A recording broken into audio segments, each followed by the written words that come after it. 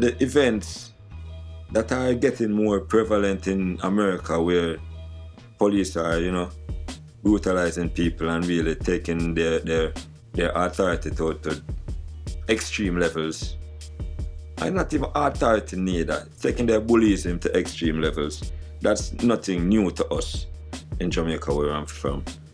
I myself has had family members, children, and numerous friends. Too much to count, like all of my friends gone, and a lot of them is because of, this violence that is perpetrated by people who are supposed to serve and protect. I don't know where we even start to fix that, because I'm saying those guys are the bullies for the politicians that we were just talking about. Those are the bad people. The gangsters in Jamaica, then, they are equivalent to them, because they up here, they just serve the purpose of the corporations or corporate America. That's what to me, that's what they are here to serve and protect, to me, And I have been the victim of that. Even here, I'm just going about my normal business and just get arrested for no reason at all, And reason just come up. I was armed with an offensive weapon, or I was whatever it was. All the things get thrown out, because you go and you stand up against it and you make the judge know, listen, this is not it, and I'm not agreeing to that or whatever, but it's an uphill battle dealing with all of this unnecessary violence and bullyism from, the authorities. Right now in Jamaica, I'm a holder of a licensed firearm in Jamaica, which they took about 5 years ago to investigate. When I went back for it now, just now, they're still telling me that they're still investigating a murder. With what that was done with my firearm, which I didn't even have. They have it. So, all sort of different ways. And all of that, I guess, is coming from they killing my son and knowing that, really they did me wrong, and they expect that Spragga, being the person of influence that he is, can talk to some youths, and things do happen, if anything, but that is not the agenda, because we know that from negative we can't get nothing positive.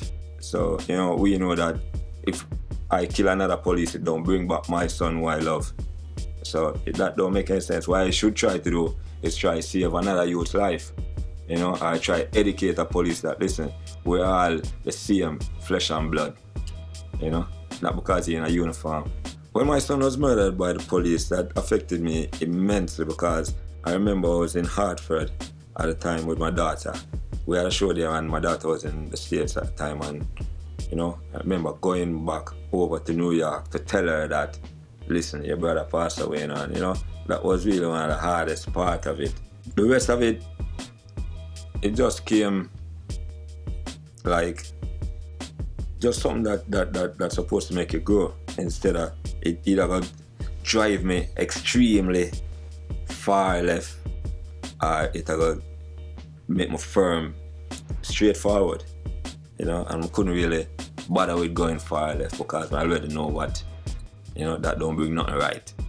So I just stayed focused and try to make the most of it, try to build foundations from it, highlight it at the same time, but highlight it in ways that, okay, I know what my son stood for, and I don't know the details of the whole thing, I wasn't there, but they're claiming that he had a firearm, which I still don't see, and they're claiming that he was shooting at the police, which I don't see any police, and they claim that he was shot and found in the bushes in a place where there's no bushes, and all sorts of inconsistencies. So whatever the reason was, and I also had a friend who was murdered like a little bit before, who had told me that, yo, DJ, politicians have it for you and they have it for your son, and they say they can catch him downtown where his mother lives and all of that. So I had an idea what was happening, but I just know that all things is in the hands of the Father.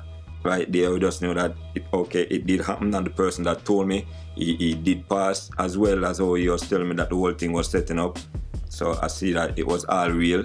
So this decision came to make myself a stronger person and know that, cherish the joy that I had with my son for the time that I had him, because really it's the Almighty give me him as a gift. I didn't buy him from a store, I didn't get him from nowhere. It just came from my body, from my life, which I don't know where this life or body came from either. So it's all a gift to be given, and you don't have it anymore for a while. So I just leave it to that, and I leave it up to the father and know that, all right, we continue. My son, Carlton Jr., you know, Sleep with the Angels, was a very talented person, a very talented individual from the beginning. You know, I remember him coming to me one day, like when he was about 4 years old or 5 years old, going to prep school and singing me this song that he had wrote. You know, I don't remember the song, but the words that he was using, I was saying, yo, you know the meaning of these words, you know, and stuff like that. He was to me, he was kind of ahead of him own self, you know, and he was easily bored by a lot of things too, because he grasped things so fast. You know, if you're going to show him it again and again, him bored, then more move on to something else. You know, my son was a person like that, very intelligent and very, very talented in whatever he set his mind to do. Yeah, my son, he played the younger me in Shatters. You know, played the young Wayne. And it was such that he just read the script once and he knew everybody's part. It wasn't even his part. And like myself, I just got the script and we didn't have any formal acting. We just got the movie, got the idea what it was about, and we did it. Me and Kimani, and a lot of what we did wasn't even written. It had to be, you know, rewritten into the script after me and Kimani was finished. Same with Carlisle. He just had a natural ability to do whatever it is he said that he wanted to do.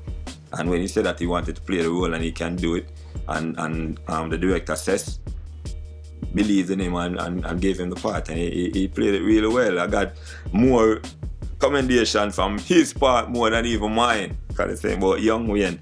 And also he was like at that point in life where he was getting more serious and focused about stuff. So he was where he would stop playing around so much like in school and getting his friends around him mobilized to, yo, we're going to take this thing further. We're going to excel academically.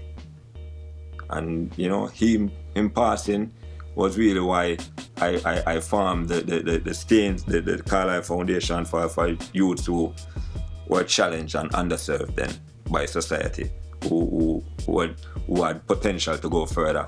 So we try to provide scholarships for them and you know, aid them in certain ways. And a lot of Carlisle's friends, they went on to graduate and went on to higher learning. So, you know, I know that his purpose was served. The hot generator starts to smoke and flames start to come out of the thing. Speakers are burning up in the middle of a damn gas station. I've seen dudes pumping gas like this, like looking up at the flames, like what? When I met him, I was told that he had 2 children. I found out that he had 8, amongst so many other things. And I was imagining a Staples singer-styled song for Prince. This girl just came off the bus and crossing the street in a miniskirt. And I blurted out, "Hey, you girl in the tight-up skirt."